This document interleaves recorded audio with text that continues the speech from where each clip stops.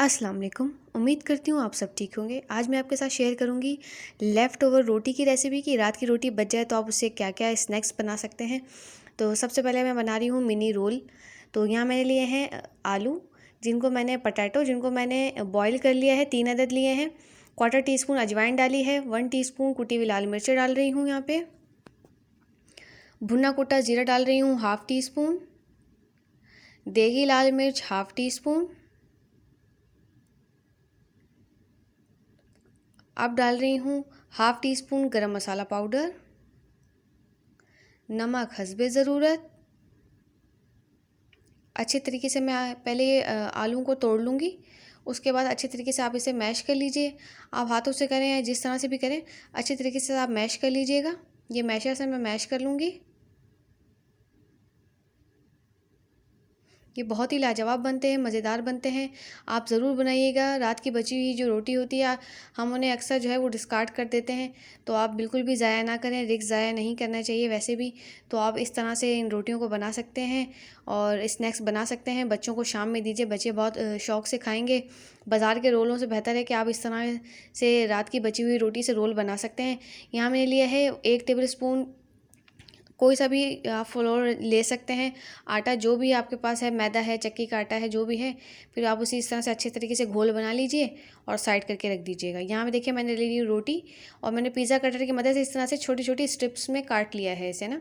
अब मैंने 1 चम्मच रखा है इसमें, जो मैंने पोटैटो बनाया था मैशर, वो रख करके अब मैं इसे रोल कर लूँगी। ये देखें, आपने बिल्कुल भी परेशान नहीं होना कि साइड से जो है हमारा बैटर बाहर आ जाएगा। मैं भी बताऊंगी कि आपको इसको किस तरह से करना है। ये देखें जी। अब मैं यहाँ ले रही हूँ 5 से 6 चम्मच बेसन, नमक हस्बे ज़रूरत, 1 टीस्पून देगी लाल मिर्च, क्वार्टर टीस्पून अजवाइन डालूंगी मैं इसमें।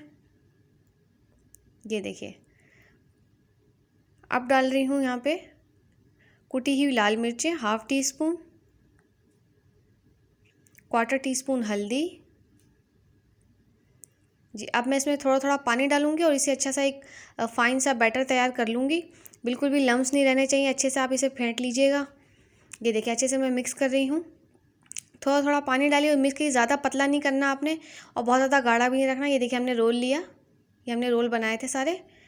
अब मैं बेसन का जो हमारा बैटर है, कढ़ाई में मैंने तेल ले लिया, तेल को मैंने गर्म करने के लिए रखा है।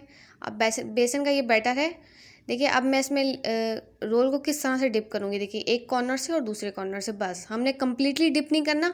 आपकी मर्ज़ी है, आप कम्प्लीटली डिप करना चाहें, लेकिन मैंने बेसन का कोड इसलिए लगाया है ताकि साइड से हमारा बैटर बाहर ना निकले। देखिए, मैं किस तरह से आपको दिखा रही हूँ जी। इसी तरह से आप अपने जितने भी रोल आपने बनाए हैं, आप इस तरह से तमाम रोल को फ्राई करें और बच्चों को शाम के स्नैक्स में दें।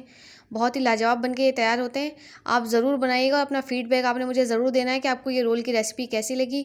उम्मीद करती हूँ आपको ये रेसिपी पसंद आई होगी। चलते हैं अपनी दूसरी रेसिपी की तरफ। ये देखिए, जैसे हम बच्चे आलू के चिप्स खाते हैं, इसी तरह से आपने, ये देखिए, मैंने एक रोटी ली है जिसको मैंने इस तरह से चकोर चकोर पीसीज में काट लिया है। जो बेसन मैंने आपको दिखाया था, बेसन का जो बैटर था, मैंने उसी बेसन के बैटर में इसे कम्प्लीटली कोट कर लिया और फ्राई कर लिया है।